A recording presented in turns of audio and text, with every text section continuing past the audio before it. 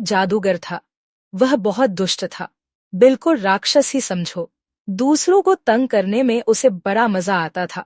उसने एक ऐसा जादुई आईना तैयार किया जिसमें हर अच्छी और सुंदर चीज भद्दी और बदसूरत दिखाई देती थी। आमतौर से तो उसमें अच्छी चीजें दिखाई ही नहीं देती थी। खराब और बदसूरत चीजें उसमें खूब अच्छी मालूम पड़ती थी। इस जादुई आईने में अगर कोई सुंदर आदमी देखता तो उसकी शक्ल बिल्कुल बिगड़ जाती थी। कभी सिर गायब तो कभी पेट गायब, हाथ पैर इस तरह मुड़े हुए और टूटे हुए से लगते थे कि कोई उसको पहचान नहीं सकता था। जादूगर यह देखकर दुष्टतापूर्वक हंसता था और मन ही मन बड़ा खुश होता था। जादूगर ने अपने बहुत से चेले पाल रखे थे। वे भी एक से एक बढ़कर दुष्ट थे। वे उस जादुई आईने को लेकर घूमते थे और लोगों को उनकी बदली हुई शक्लें दिखाकर चिढ़ाया करते थे। एक बार उसके शिष्यों को एक नई चाल सूझी। उन्होंने सोचा कि देवतागण और स्वर्ग की अप्सराएं वगैरह अपने को बहुत सुंदर मानती हैं। चलो उन्हें भी उनकी असली शक्ल इस आईने में दिखाई जाए। यह सोचकर वे जादू के बल से आईना उठाकर आसमान में उड़ने लगे। वे उड़ते चले गए, यहाँ तक कि इतनी ऊंचाई पर जा पहुंचे कि उनके हाथ से वह जादुई आईना छूट गया और जमीन पर जा गिरा। गिरते ही उसके इतने छोटे छोटे टुकड़े हो गए कि वे हवा में उड़ने लगे। संसार के लिए यह और भी बुरी बात हुई। उस शैतान आईने के जर्रे कुछ लोगों की आंखों में पड़े और वे हर अच्छी चीज को बुरी समझने लगे। उस शैतान आईने के टुकड़े कुछ लोगों के दिल में भी जा बैठे। यह और भी बुरा हुआ। लोगों के दिलों से दया, ममता, प्रेम, स्नेह सब कुछ उड़ गया और वे पत्थर दिल हो गए, बिल्कुल बर्फ जैसे ठंडे और कड़े। उस शीशे के कुछ बड़े टुकड़े इकट्ठा करके लोगों ने इनके चश्मे बना लिए और उन्हें अपनी आंखों पर लगाकर वे अपने पड़ोसियों और मिलने जुलने वालों सबको बुरा समझने लगे। जादूगर यह देखकर खूब प्रसन्न हुआ और खिलखिलाकर हंसता रहा। अब भी उस शैतान आईने के टुकड़े हवा में तैर रहे हैं। इनका क्या असर होता है, इसे हम आगे की कहानी में पढ़ेंगे। एक बड़ा शहर था जहां बहुत से लोग रहते थे। वह इतना घना बसा हुआ था और लोगों के पास इतने छोटे छोटे मकान थे कि वे एक बगीचा तक नहीं लगा सकते थे। ऐसी ही घनी बस्ती में दो छोटे बच्चे रहते थे, एक लड़का और एक लड़की। दोनों भाई बहन नहीं थे, लेकिन दोनों में भाई बहन जैसा ही प्यार था। उनके घर इतने पास पास थे कि वे अपने घर की खिड़की पार करके दूसरे की खिड़की में जा सकते थे।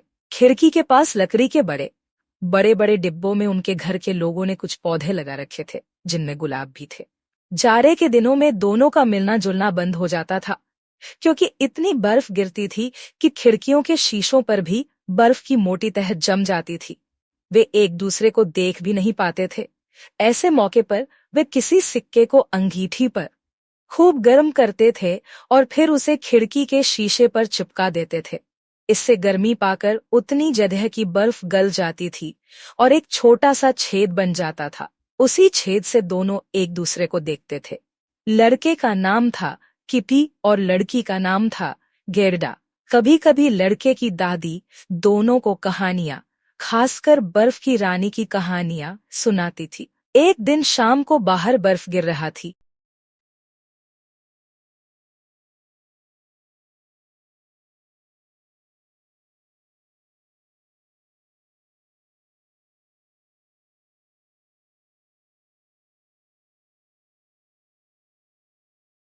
लड़का अपने कमरे में ही था। उसने एक छेद से झांककर बाहर देखा। बाहर पौधों के डिब्बों में बर्फ गिर रही थी। अचानक बर्फ के एक गोले पर उसकी नजर जम गई। उसने देखा कि बर्फ का वह गोला बढ़ते बढ़ते रुई के एक ढेर की तरह हो गया। यही नहीं, थोड़ी देर में लगा कि वहां सफेद वस्त्र पहने एक रानी बैठी है जिसने तारों का मुकुट पहन रखा है। लड़का उसे देखता ही रह गया। क्या यही बर्फ की रानी है? अचानक रानी ने उसको अपनी ओर आने का इशारा किया। लड़का डर गया और खिड़की से नीचे उतर आया। अचानक उसने देखा कि एक बड़ी सी सफेद चिड़िया उसकी खिड़की के पास से उड़ गई है और बर्फ की रानी गायब हो गई। इसके कई दिन बाद की बात है। दोनों एक किताब के पन्ने उलट रहे थे जिसमें चिड़ियों और जंगली जानवरों के चित्र थे। तभी जैसे ही गिरजे की घंटी ने 12 बजाए, लड़का कहने लगा, लगता है मेरी आंखों में कुछ गिर गया है और मेरे सीने में दर्द हो रहा है। गेरडा ने उसकी आंखें देखीं, लेकिन उसे कुछ नहीं दिखाई दिया। असल में उसकी आंखों में उसी शैतान आईने का कोई बारीक टुकड़ा आ गिरा था। थोड़ी ही देर में वह गेरडा से झगड़ने लगा और बोला, तुम इस तरह रोती क्यों हो और तुम्हारा चेहरा कितना भद्दा मालूम पड़ता है। छे छे। असल में गेरडा हंस रही थी, लेकिन लड़के को उल्टा ही दिखाई देता था। वह फिर बोला, ये गुलाब के पौधे कितने भद्दे हैं और ये डिब्बा भी सड़ गया है। उसने डिब्बे को ठोकर मार दी और फूल नोच डाले। लड़की चिल्लाई, अरे तुम यह क्या कर रहे हो? लेकिन वह नहीं माना और उसे धक्का देकर भाग गया। उस शैतान आईने के टुकड़े से अब वह बहुत शरारती और झगड़ालू हो गया था। वह दादी को मुंह चिढ़ाता, किताबें फाड़ डालता था और पड़ोसियों को तंग करता था, क्योंकि उसके दिल में भी शैतानी आईने के टुकड़े चले गए थे। जाड़े के दिनों में एक दिन वह गर्म कपड़े पहनकर और हाथों में दस्ताने पहनकर मोहल्ले के शरारती लड़कों के साथ खेलने निकल गया। वे लोग बर्फ पर फिसलने का खेल रहे थे। उधर से जब लोगों की गाड़ियां गुजरती थीं, तो लड़के अपनी फिसलने वाली स्लेजों को उनके पीछे बांध देते थे और दूर तक फिसलते चले जाते थे। किटी ने भी एक गाड़ी के पीछे अपनी स्लेज बांध दी और फिसलना शुरू कर दिया। उस गाड़ी में एक आदमी सफेद लबादा ओढ़े और मोटी सफेद टोपी लगाए बैठा था और किटी उसके पीछे पीछे पिछलता जा रहा था। गाड़ी शहर की सड़कों को पार करती हुई थोड़ी देर में शहर के बाहर आ गई। किटी कुछ घबराया। उसने अपनी स्लेज को गाड़ी से छुड़ाने की कोशिश की, लेकिन उसकी कोशिश बेकार गई। किटी ने चिल्लाने की कोशिश की, लेकिन उसके मुंह से आवाज ही नहीं निकली, और अगर निकलती भी तो वहां सुनता कौन, बर्फ तेजी से गिर रही थी। इतने में किटी ने देखा कि गाड़ीवान की टोपी और लबादा गायब हो गया और गाड़ीवान की जगह सफेद वस्त्र पहने एक सुंदर देवी आ बैठी। किटी ने फौरन पहचान लिया, यह बर्फ की रानी थी। बर्फ की रानी ने किटी को अपनी गाड़ी में बिठा लिया और उसे अपनी सफेद चद्दर से ढककर बोली, तुम्हें बहुत जाड़ा लग रहा है ना? लेकिन उसकी चद्दर में तो और भी ठंडक थी। बर्फ की रानी ने जब प्यार से उसका माथा चूमा तो उसे लगा जैसे उसका माथा बर्फ से छू गया हो। वह आसमान में उड़ने लगी। किटी ने सुना बादल रानी के स्वागत में कोई गीत गा रहे थे। अब वे लोग बादलों के भी ऊपर उड़े जा रहे थे। बर्फ की रानी उसे बादलों के देश में ले आई थी। उधर गेरडा उसकी याद में बड़ी दुखी थी।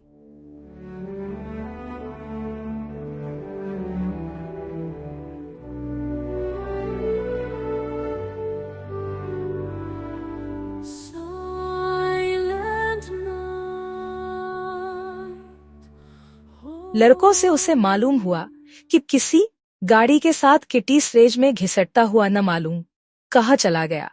लड़कों की आंखों में आंसू आ गए और गेरडा तो फूट फूट कर रोने लगी। कुछ दिनों बाद जाड़ा खत्म हो गया, बसंत ऋतु आई। जब बसंत ऋतु की सुहावनी धूप गेरडा की खिड़की में आई तो उसे अपने साथी की बड़ी याद आई। एक दिन वह अपने लाल जूते पहनकर नदी किनारे जा पहुंची और नदी से पूछने लगी, क्या तुम मेरे भाई को बहा ले गई हो? मैं तुम्हें अपने ये नए नए जूते दूंगी, तुम मेरा भाई ला दो। इसके जवाब में नदी की लहरें अजीब तरह से खिलने लगी। गेरडा ने अपने जूते पानी में फेंक दिए, लेकिन लहरें जूतों को बहाकर फिर से नदी किनारे छोड़ गईं। गेरडा को लगा कि शायद उसने जूते ज्यादा दूर नहीं फेंके, इसलिए ये वापस लौट आए हैं। उसने देखा कि पास ही सरपत की झाड़ी के पास एक नाव खड़ी थी।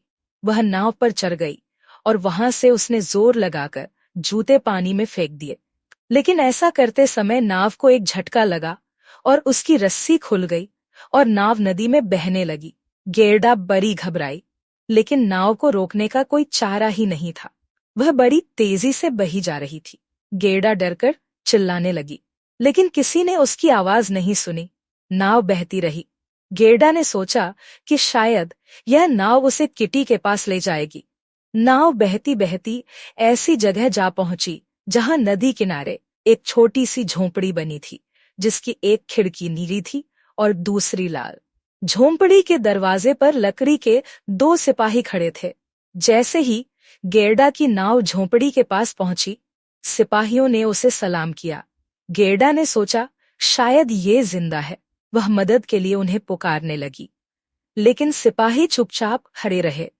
उसकी आवाज सुनकर झोंपड़ी में से एक बुढ़िया निकली।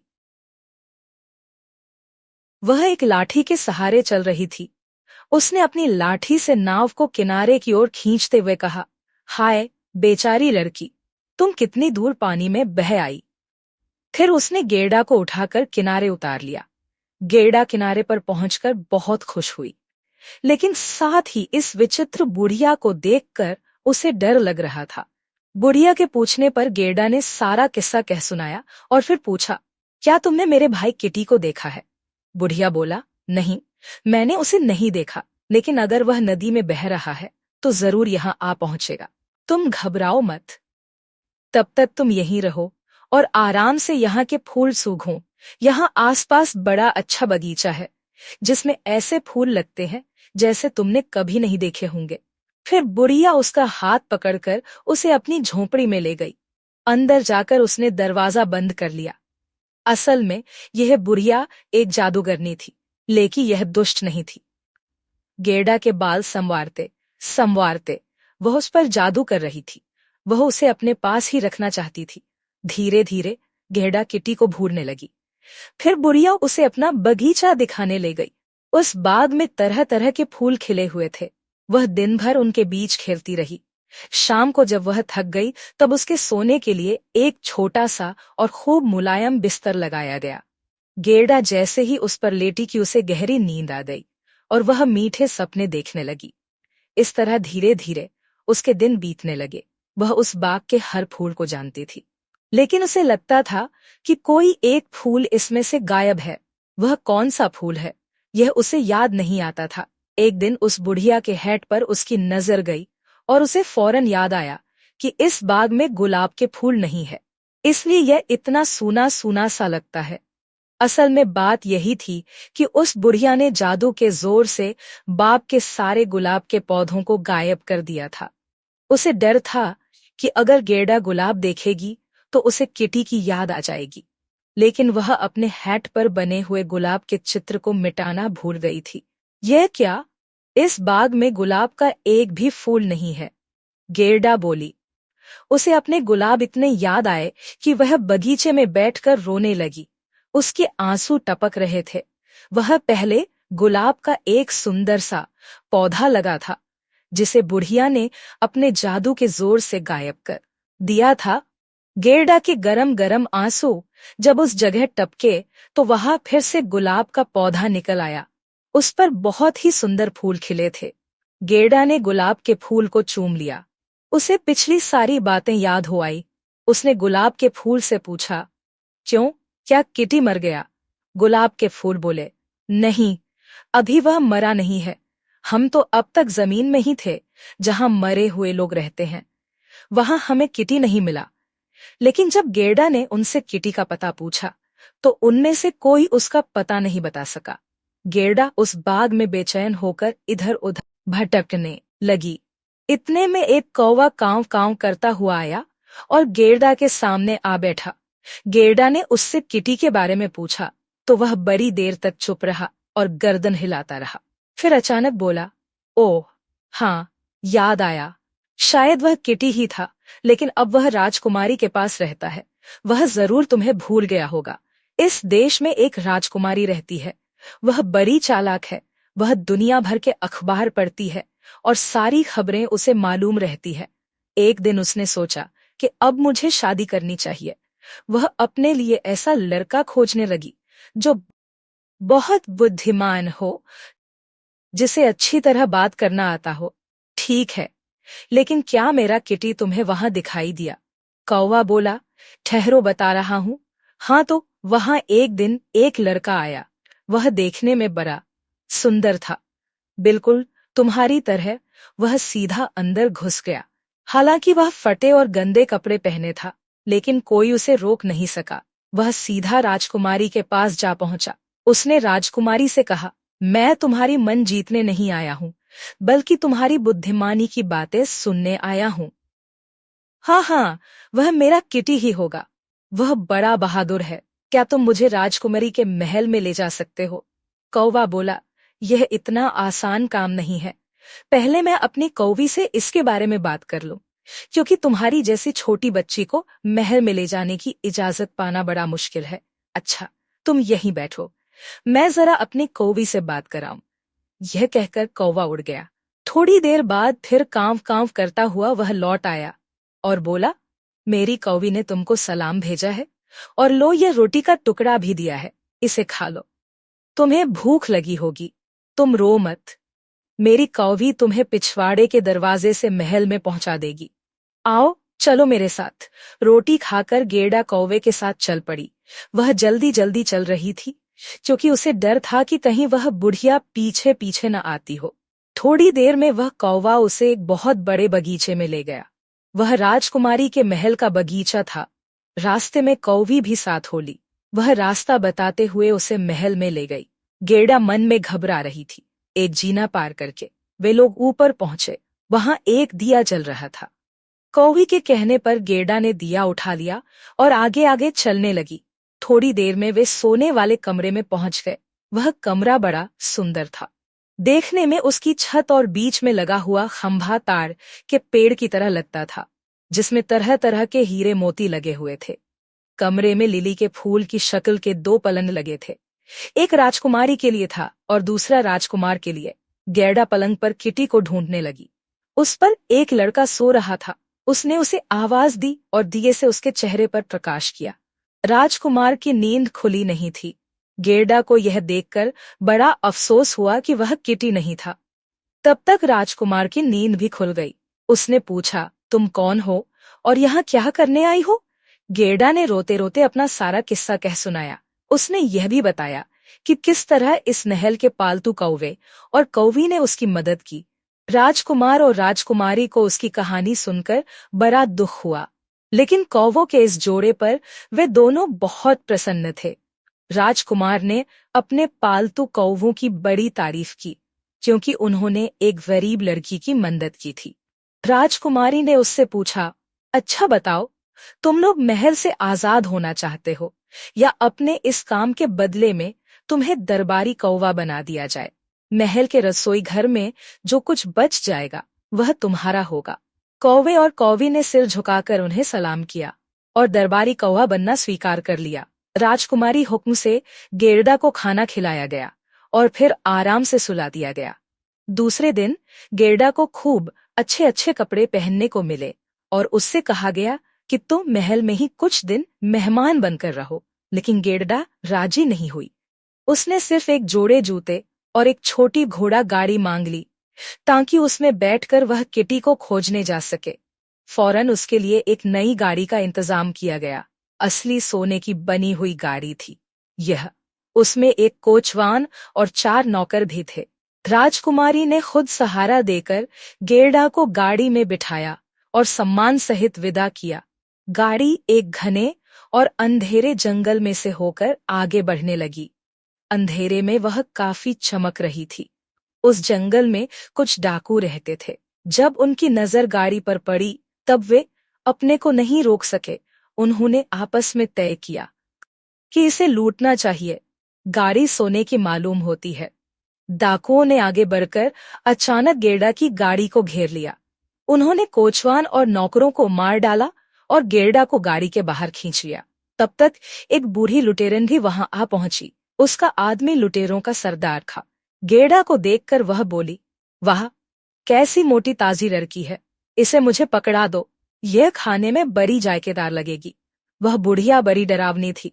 देखते देखते उसने एक चमचमाती छुरी निकाल ली। वह उसे मारने ही जा रही थी कि इतने में उसकी लड़की आ पहुंची और उससे लिपट गई। वह अपनी माँ से कहने लगी, माँ, इसे मुझे दे दो, मैं इसके साथ खेलूंगी, यह मेरे साथ रहेगी। यह कहकर उस लड़की ने बात बात में अपनी माँ के कान काट लिए। असल में वह अपनी माँ की बड़ी दुलारी बेटी थी और किसी को कुछ नहीं समझती थी। लुटेरे की लड़की गेड़ा के साथ उसकी गाड़ी में आ बैठी और गाड़ी को हाँकते हुए और भी घने जंगल में ले गई। वह गेड़ा के बराबर ऊंची थी, लेकिन उससे ज्यादा तगड़ी थी। उसने प्यार से गेड़ा के कंधे पर हाथ रखकर कहा, डरो मत, जब तक मैं तुम्हें चाहती हूं मेरी माँ तुम्हें नहीं मारेगी। क्या तुम राजकुमारी हो? नहीं, गेड़ा बोली, और फिर उसने अपना सारा किस्सा उसे भी बता दिया। वह लड़की उसकी बातें सुनती रही और गेड़ा के आंसू पोंछती रही। लुटेरों के महल में जाकर गाड़ी रुक गई। महल के लगभग सभी कमरों की छतें धुएं से काली हो रही थी। एक कमरे में एक बड़ी भारी देगची में कोई चीज पक रही थी। आग पर खरगोश और हिरन भूने जा रहे थे। दोनों ने डटकर भरपेट खाना खाया। फिर दोनों एक कमरे में आराम से लेट गईं। उस कमरे में छत में लगे हुए बांसों पर बहुत से कबूतर ऊँघ रहे थे। उस लड़की ने बताया कि ये सब उसके पालतू कबूतर है। उसने एक बड़ा भारी हिरन भी पाल रखा था, जो हमेशा एक बड़ी जंजीर से बंधा रहता था। थोड़ी देर तक इधर उधर की बातें करने के बाद वह लड़की सो गई, लेकिन गेड़ा को नींद नहीं आ रही थी। इतने में दो जंगली कबूतर बोले, गुटरगू गुटरगू गुटरगू, हमने तुम्हारे किटी को देखा है। वह बर्फ की रानी के रथ साथ अपनी स्लेज बांधकर भागा चला जा रहा था। यह क्या कह रहे हो तुम लोग? जरा मुझे भी बताओ कि बर्फ की रानी कहाँ रहती है। क्या तुम लोग कुछ जानते हो? गेड़ा ने कबूतरों से पूछा। हमें यह तो नहीं पता कि वह कहाँ रहती है। हो सकता है बर्फ के देश में रहती हो। यह रेंडियर, बर्फीले प्रदेश का हिरन, तुम्हें उसके बारे में बहुत कुछ बताएगा। इतने में रेंडियर अपने पिंजरे से बोला, वहां चारों तरफ हमेशा बर्फ ही बर्फ रहती है। वहां सब आजादी से रहते हैं। बर्फ की रानी गर्मी के दिनों में बर्फ के मैदान में आ जाती है, लेकिन उसका किला उत्तरी ध्रुव पर है। सुबह उठकर गेड़ा ने उस लड़की को कबूतर और रेंडियर की बातें बता दी और उससे मदद मांगी। दोपहर में जब सब लोग खा पी कर सो गए, तब उस लड़की ने गेड़ा को रेंडियर से अपने साथ उत्तर के बर्फीले देश लैपलैंड पहुंचाने को कहा। रेंडियर फौरन राजी हो गया। लुटेरे की लड़की ने गेड़ा को रेंडियर की पीठ पर बांध दिया और अपनी माँ के बड़े बड़े दस्ताने हाथों में पहना दिए, ताकि बर्फीले देश में उसे ज्यादा ठंड न लगे। गेड़ा की आंखों में आंसू आ गए, क्योंकि उसने यह कभी नहीं सोचा था कि लुटेरों के बीच भी उसे अपना कोई मित्र मिल जाएगा। उसे आंसू बहाते देखकर लुटेरे की लड़की बोली, तुम इस तरह रोती क्यों हो? तुम्हें तो और खुश होना चाहिए। लो, ये रोटी के कुछ टुकड़े हैं और कुछ भुना हुआ गोश्त है, अपने पास रख लो, रास्ते में भूख लगने पर खा लेना। फिर उसने रेंडियर की पीठ ठोककर कहा, देखो, इस लड़की को कहीं गिराना मत, बहुत संभाल कर ले जाना। रेंडियर गेड़ा को अपनी पीठ पर बिठाए हुए फौरन चौकड़ी भरकर भाग खड़ा हुआ। रास्ते में एक जगह रुककर दोनों ने खाना खाया। रेंडियर फिर से दौड़ने लगा। अंत में वे दोनों उत्तरी ध्रुव के पास के बर्फीले देश लैपलैंड में जा पहुंचे। रेंडियर एक छोटी सी झोंपड़ी के पास रुका। यह झोंपड़ी बर्फ का एक अजीब सा मकान था, जिसके अंदर एक स्त्री बैठी हुई आग में मछली भून रही थी। अंदर जाकर रेंडियर ने पहले तो गेड़ा का किस्सा कह सुनाया और फिर अपनी राम कहानी सुनाई। गेड़ा को इतना जाड़ा लग रहा था कि वह कोने में दुबक कर बैठ गई। गेड़ा का किस्सा सुनकर वह स्त्री बोली, बेटी, अभी तुम्हें बहुत दूर जाना है। यहाँ से 100 मील दूर फिनलैंड नामक एक देश पड़ता है। आजकल बर्फ की रानी ने वहीं पर डेरा डाल रखा। उसके खेमे में रोज रात को नीले रंग की बत्तियां जलती हैं। लो, एक मछली के सूखे हुए टुकड़े पर मैं तुम्हें एक चिट्ठी लिख देती हूँ, क्योंकि मेरे पास कोई कागज नहीं है। यह चिट्ठी तुम रास्ते में रहने वाली फिनलैंड की एक स्त्री को दे देना, वह तुम्हें आगे का रास्ता बता देगी। उसने गेड़ा को खाना खिलाया। गेड़ा ने कुछ तक आग तापी और फिर वह उसकी चिट्ठी लेकर रेंडियर की पीठ पर सवार हो गई। रेंडियर दौड़ने लगा और फिनलैंड जा पहुंचा। वह उस स्त्री की झोंपड़ी जानता था, जिसके नाम गर्दा एक चिट्ठी लेकर जा रही थी। उसने वहां जाकर आवाज लगाई और फिर घुटनों के बल रेंगते हुए दोनों उसकी झोंपड़ी में घुस गए। अंदर आग जल रही थी। गेरडा आग तापने बैठ गई। उस स्त्री ने सूखी मछली पर लिखी हुई चिट्ठी 2-3 बार पढ़ी और फिर मछली को खाने के लिए संभाल कर रख लिया। फिर उसने रेंडियर से कहा, इस लड़की का भाई किटी अभी तक बर्फ की रानी के साथ ही रहता है। उसे यहाँ की चीजें इतनी अच्छी लगती हैं कि वह और सब कुछ भूल गया है। अब वह यहाँ से जाना नहीं चाहता। लेकिन असली बात तो यह है कि उस जादुई आईने के कुछ टुकड़े उसकी आंखों और उसके दिल में घुसे हुए हैं, जिससे वह हर खराब चीज को अच्छी समझने लगा है और बर्फ की रानी के असर में रहता है। जब तक वे टुकड़े नहीं निकलते तब तक वह एक अच्छे लड़के की तरह नहीं सोच सकता और बर्फ की रानी उसे बराबर अपने असर में रखेगी। यह सुनकर रेंडियर बोला, तो तुम इस नन्ही बच्ची पर दया करके इसे कोई चीज क्यों नहीं दे देती, जिससे यह इस मुसीबत में काम ला सके और बर्फ की रानी के असर से किटी को छुड़ा सके। वह स्त्री कहने लगी, नहीं, इस लड़की के पास खुद एक बहुत बड़ी शक्ति है। इसी शक्ति के बल पर यह बर्फ की रानी के महल में पहुंच सकती है और किटी की आंखों और उसके दिल को जादुई आईने के असर से बचा सकती है। इसके पास जो शक्ति है वह है इसका पवित्र और प्रेम भरा हृदय। उसी के बल पर इसे जीत मिल सकती है। यहाँ से 2 मील पर बर्फ की रानी का बगीचा है। तुम वहीं एक झाड़ी के पास इसे छोड़कर फौरन लौट आना।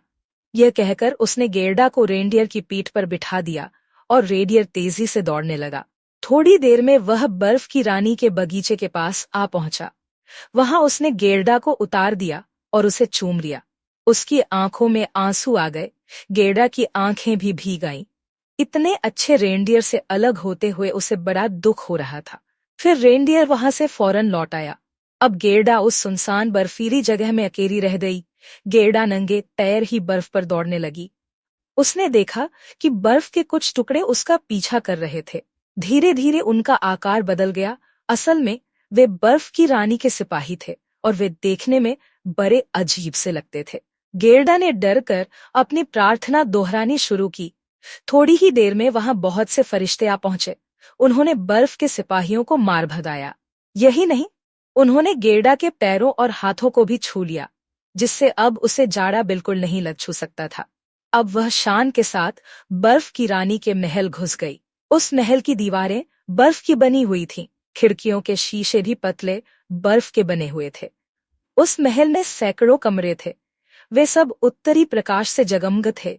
सबसे बड़े कमरे के बीच में एक बहुत बड़ी झील थी, जिसका पानी अक्सर जमा रहता था। बर्फ की रानी जब यहाँ रहती थी तो उसी झील के बीच बैठा करती थी। वहां नन्हा किटी मारे ठंड के नीला पड़ गया था। फिर भी उसे जाड़ा नहीं लगता था, क्योंकि बर्फ की रानी ने उसका शरीर छूकर उसे जाड़ा सहने लायक बना दिया था। बर्फ की रानी कुछ दिनों तक यहाँ रहती थी और कुछ दिन गर्म देशों की यात्रा के लिए जाती थी। वह जहां जाती थी वहां जाड़ा आ जाता था। लोग ठंड से ठिठुरने लगते थे और पहाड़ों की चोटियों पर बर्फ जम जाती थी।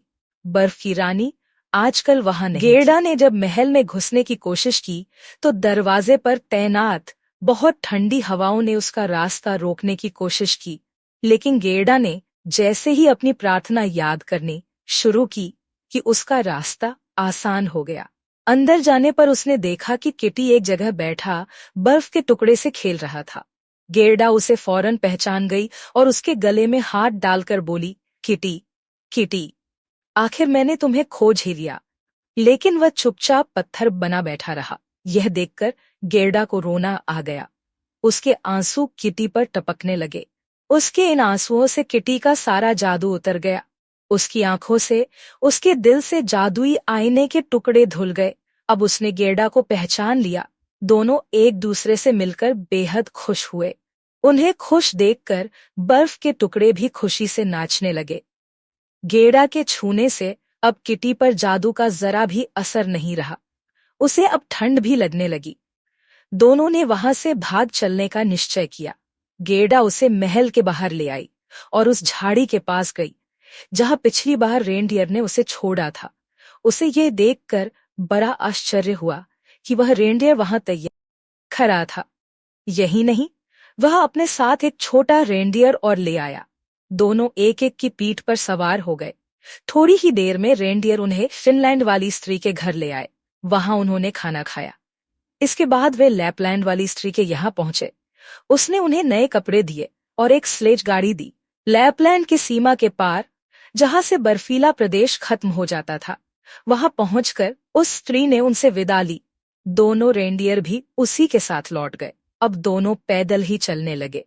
कुछ दूर चलने पर अचानक एक जगह झाड़ी के पीछे से एक बहुत बढ़िया घोड़ा निकल आया। गिरदा उसे पहचान गई। यह उन्हीं घोड़ों में से एक था जो उसके सोने के रथ में जुते थे। इस घोड़े पर वही लुटेरों की लड़की बैठी थी। वह घर से ऊब गई थी और यात्रा पर निकली थी। वह गेरडा से मिलकर बड़ी खुश हुई। उसने बताया कि वह राजकुमार अपनी राजकुमारी को लेकर दूर देश में चला गया और वह कौवा मर गया जिसने गेरडा की मदद की थी। फिर गेरडा और किटी ने अपनी अपनी कहानी सुनाई। वह लड़की बोली, अच्छा, अब मैं चलूं। अगर कभी मैं तुम्हारे घर की तरफ आऊंगी तो तुम लोगों से भी मिलूंगी। यह कहकर वह घोड़ा दौड़ाती हुई आगे बढ़ गई। गेरदा और किटी आगे चले। चलते चलते वे लोग आगे एक बड़े शहर में पहुंचे। कुछ सड़कों को पार कर आगे जाने पर फौरन उन्होंने पहचान लिया कि यह तो उनका अपना शहर है। गेरदा अपनी दादी का मकान पहचान गई। दोनों अंदर चले गए। वही कमरा, वही सब कुछ। घड़ी उसी तरह टिक टिक कर रही थी। किसी चीज में कोई फर्क नहीं आया था। फर्क था तो सिर्फ उन्हीं दोनों में। वे अब काफी बड़े हो गए थे। खिड़कियों में अब भी गुलाब के फूल खिले हुए थे। दोनों घर लौटकर कितने खुश थे।